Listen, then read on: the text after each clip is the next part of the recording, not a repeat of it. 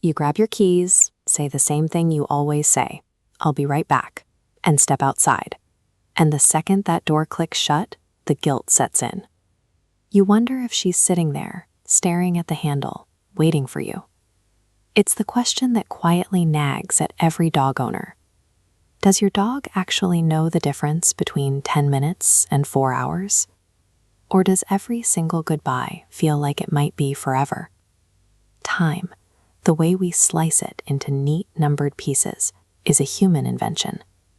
Your dog has no concept of a minute or an hour. She doesn't read clocks, and she has no calendar in her head. Even without a ticking watch, she absolutely feels the length of your absence.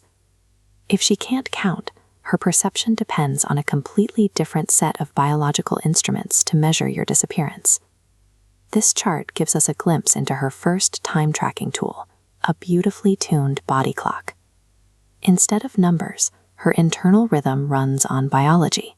Her hunger rises and falls on a cycle. Her energy dips and hormones climb in a predictable daily wave. The world around her shifts in concert with those internal rhythms. She tracks the angle of the sun as it crawls across the floor, and she feels the room warm and cool as the afternoon matures. When your dog seems to know it's almost time for you to get home, she's reading her own body and those shifting patches of light, matching them to a pattern she's learned over hundreds of ordinary days. The passing of an hour is a physical sensation. She feels the world moving into the shape it usually takes right before you walk back in. Then there is an instrument we can barely imagine because it lives in a sense we mostly ignore.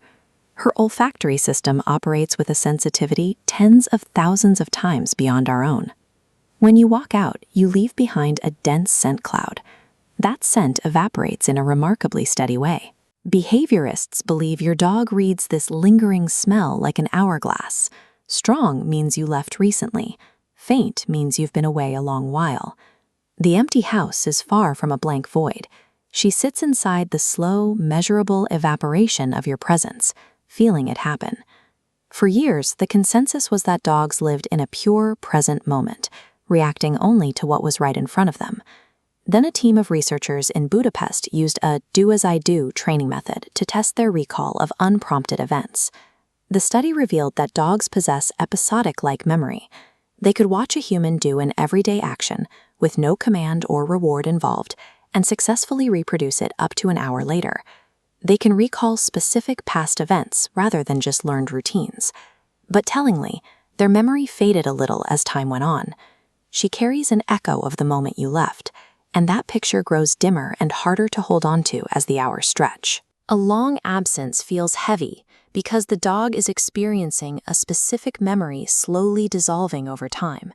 This chart shows critical flicker fusion. For humans, light flashes blur into a steady glow at 60 flashes per second. For dogs, that threshold is higher, around 80 flashes per second. Their visual system samples the world faster. Because she processes these frames of reality faster, an empty stretch of time may physically feel slower to her. The same afternoon could be a different kind of long. Researchers Therese Wren and Linda Keeling tested whether this length actually matters. They filmed dogs left alone for 30 minutes, 2 hours, and 4 hours. The 30-minute reunions were a warm, ordinary hello.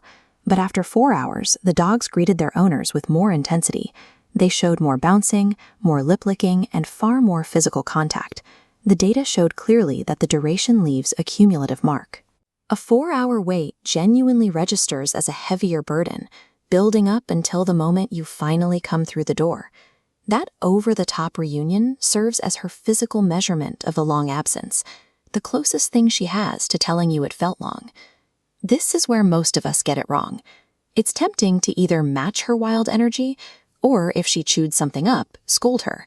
But she cannot connect a punishment now to something that happened hours ago. Reacting strongly just makes you unpredictable. At the exact moment, she's flooded with relief. Keeping homecomings calm and boring, offering a low-key hello and waiting until she's settled, teaches her that your return is an absolute, non-threatening certainty. You can also reinforce the predictability she craves before you even leave. Keep departures on a predictable rhythm. Use the same gentle cue, and leave an engaging puzzle seater to actively shorten the perceived stretch of empty time. We can't hand a dog a watch. But by establishing these predictable routines, we give them a world that makes sense. We give them the power to navigate every absence, knowing that your scent will eventually come flooding back, and the wait will end.